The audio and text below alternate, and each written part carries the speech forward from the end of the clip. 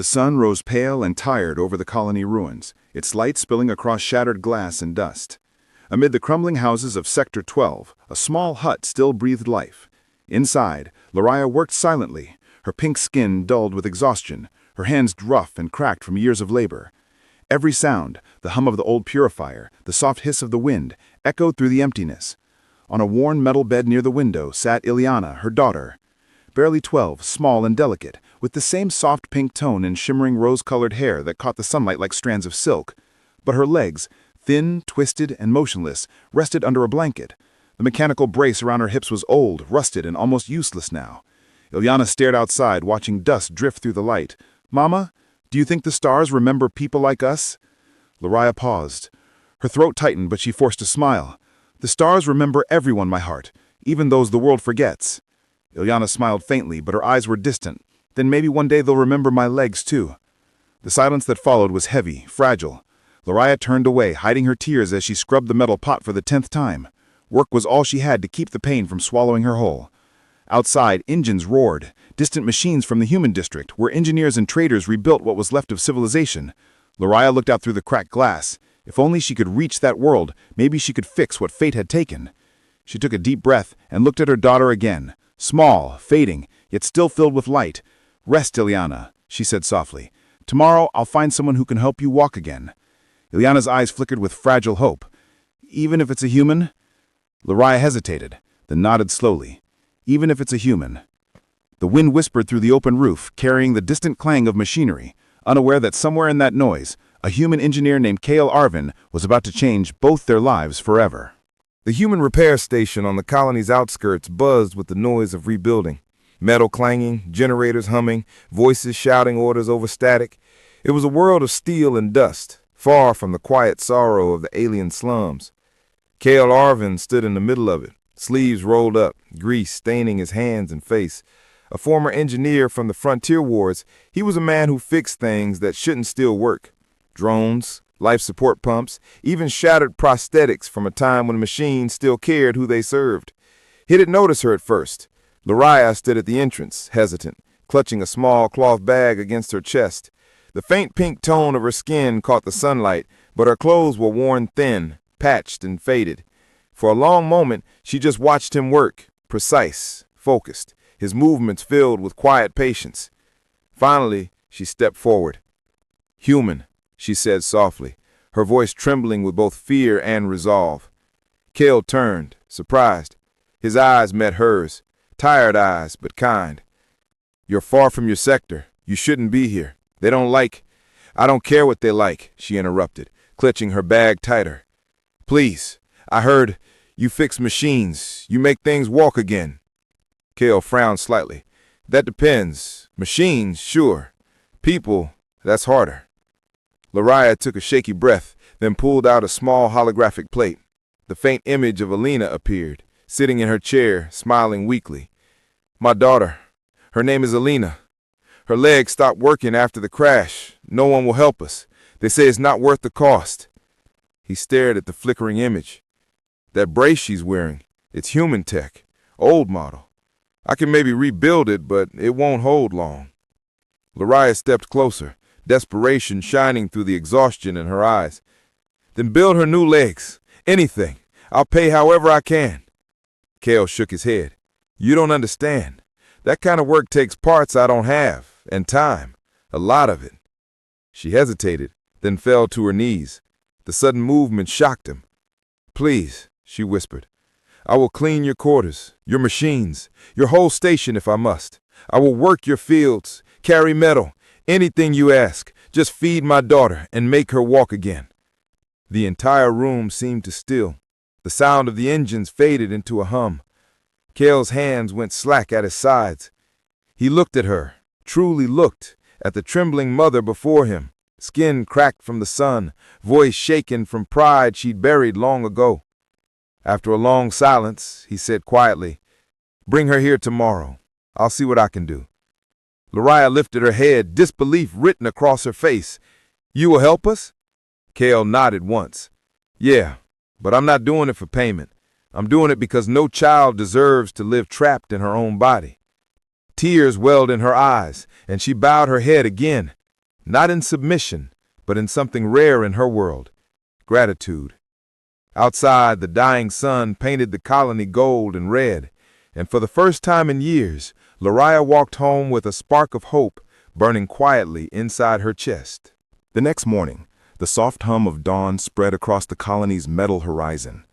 Cale's workshop smelled of oil and ozone, faint light seeping through cracked windows as gears and circuits glimmered across the benches. He had cleared a space, not for machines this time, but for something far more delicate. The door creaked open.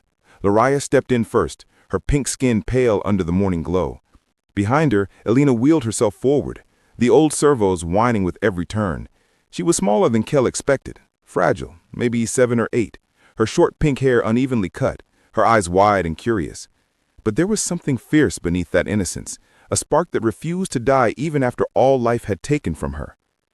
Kel crouched down, trying to make his voice softer than the room's mechanical hum. "Hey there, you must be Elena." The little girl nodded slowly. "You're the human who fixes broken things?" He smiled faintly. "That's what they tell me. You think I can fix you too?" She looked down at her legs, thin, still, covered with dull metal braces. "Mama says nothing's impossible, but people lie a lot."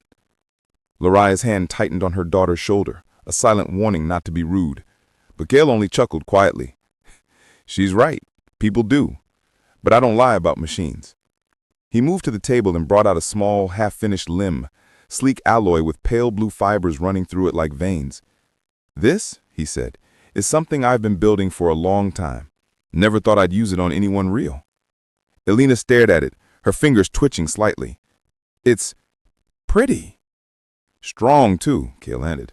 "But to make it work, I'll need to know how your body moves and how you think. These legs aren't just metal. They listen." Elena frowned. They listen?" "Yeah, to you. Every thought, every nerve signal. You'll teach them to walk." Lariah's breath hitched. "That's possible?" Cale nodded, though he hesitated. "Barely, but if she's got the will, we'll make it work." Elena's voice softened, barely a whisper. "Will it hurt?"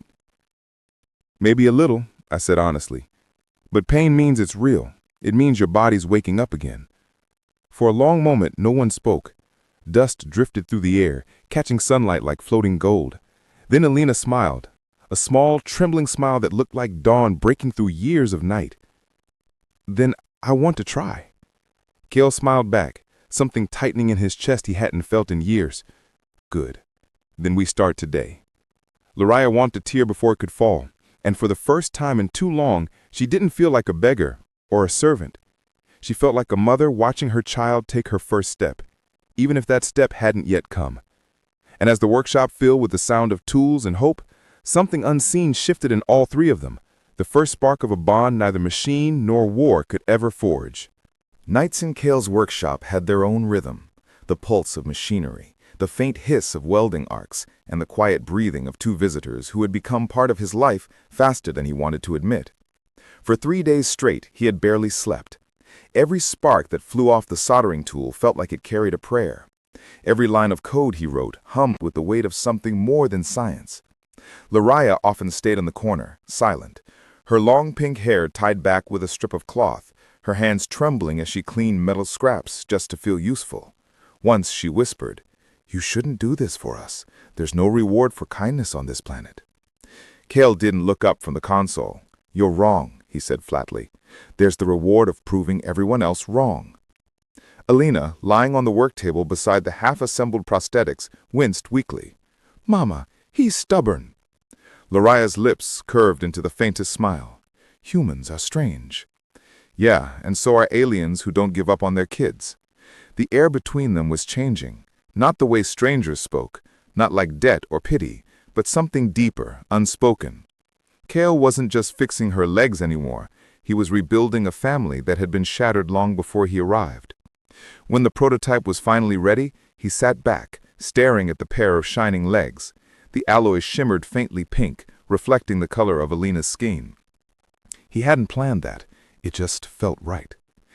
"All right," he breathed. Moment of truth. Lariah helped lift her daughter as Cale attached the first prosthetic to the Neuralink interface. the room filled with soft mechanical whirs as circuits awakened. Alina winced, biting her lip, small sparks of pain running through her nerves.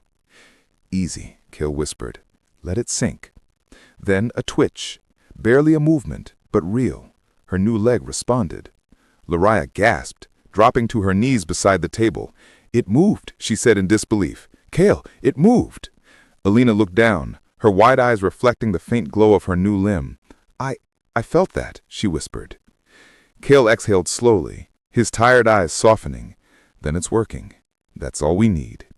In that quiet moment, something heavy broke, not in the machines, but inside them.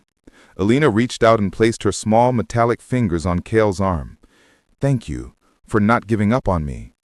Kale looked at her, and then at Lariah, whose tears shimmered under the workshop light. He didn't answer right away. He just smiled faintly and said, "We're not done yet. Tomorrow, you stand." Outside, the wind howled through the barren colony. Inside, the sound of metal and heartbeats filled the silence, the sound of something human being reborn. The morning came quietly, pale light spilling through the cracks of Kale's old workshop. Dust floated in golden beams as if even the air was holding its breath. Alina sat upright on the edge of the work table, her new legs gleaming in the light. Her tiny hands trembled as she looked at them, her reflection warped in the polished metal. Lariah knelt in front of her, holding both her daughter's hands. "You don't have to rush, my heart," she whispered softly. "If it hurts, we stop." Alina shook her head. "No, Mama. I want to walk. I need to." Kale stood beside them, quietly checking the neural sync display on his wrist pad. His voice was calm, but his eyes were tight with worry. "Remember what I said. The pain means your body's learning. Don't fight it. Breathe through it." Alina nodded, taking a shaky breath. She placed her feet, one after the other, onto the cold floor. The sound echoed like thunder to her. For the first time in her life, she felt the ground. The metal fingers of her prosthetics flexed slightly, balancing, waiting. "Okay," Kale murmured. "Now, stand." Lariah's arms hovered just beside her daughter, ready to catch her. Alina pushed down on the table, every muscle trembling, every sensor firing. The prosthetics hummed, reacting to the impulses in her mind. And then, she rose. For 2 full seconds, she stood tall, unsteady, fragile, alive. Lariah gasped, covering her mouth, tears spilling freely. Kale's breath caught, disbelief flickering across his usually steady face. Alina smiled, wide, pure, radiant, and then her balance broke. She fell forward with a sharp metallic clatter, hitting the ground hard. The sound echoed through the workshop. Lariah was beside her in an instant, gathering her into her trembling arms. "No, no, no, it's all right, baby, it's all right." Alina's voice was small, shaking. I almost did it." Kale crouched beside them, his hand resting gently on her shoulder. "You did do it," he said quietly. "You just haven't finished yet." For a long moment, none of them spoke. The machines around them hummed softly, the world holding still. Then Alina lifted her head, her small pink eyes shining through tears. "Then help me try again." Kale and Lariah exchanged a look, that unspoken understanding that neither science nor faith could explain, the kind that said, "We keep going." And so they did, again and again. Each time she fell, they lifted her. Each time she trembled, they steadied her, until the day faded into night and her laughter, fragile, broken, but real, filled the workshop that once only knew silence. The workshop was quiet except for the low hum of the generator and the soft rain tapping against the metal roof. Kale sat slumped at his desk, dark circles under his eyes, staring at the flickering readouts of Alina's prosthetic system. The Neuralink was draining faster than expected. Every movement she made drew power, and Kale's supply of fusion cells was almost gone. Across the room, Lariah was cleaning the tools, her movement slow and deliberate. Her pink skin glowed softly in the lamplight, but her face carried the exhaustion of 1,000 sleepless nights.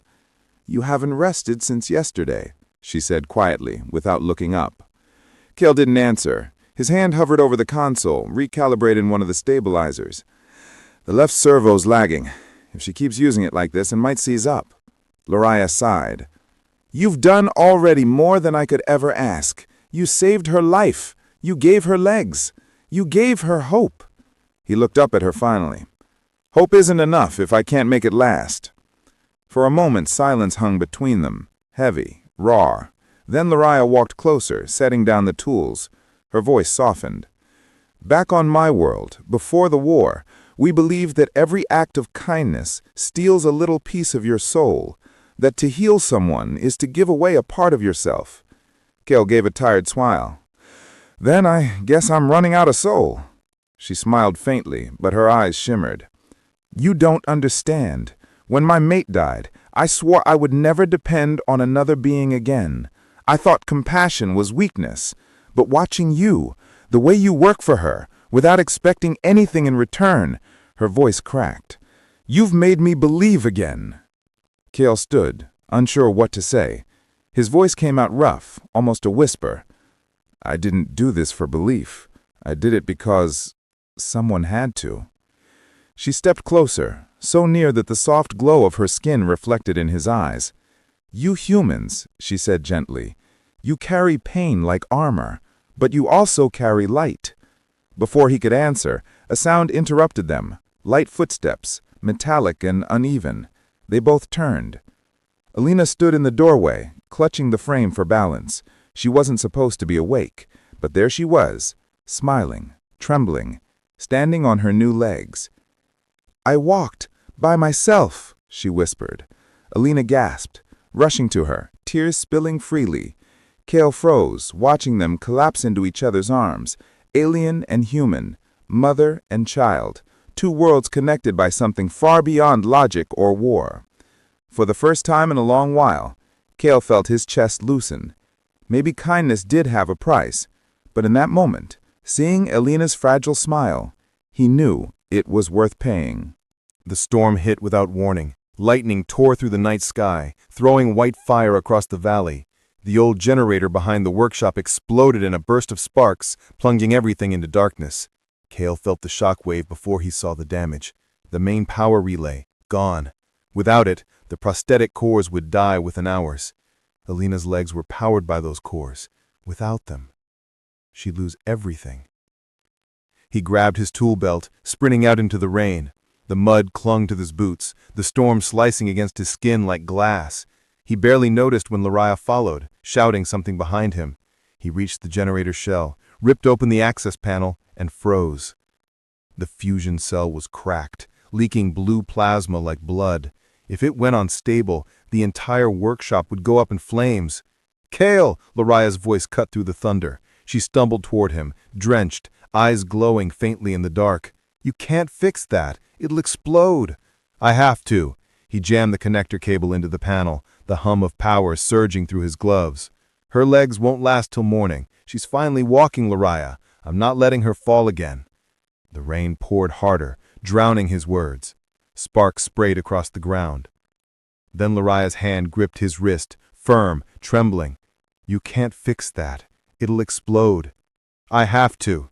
He jammed the connector cable into the panel, the hum of power surging through his gloves. "Her legs won't last till morning. She's finally walking, Lariah. I'm not letting her fall again." The rain poured harder, drowning his words. Sparks sprayed across the ground. Then Lariah's hand gripped his wrist, firm, trembling. "Let me do it. Your body can't take the surge. Mine can." He looked at her, shocked. "No, it'll burn through your neural core. You'll die."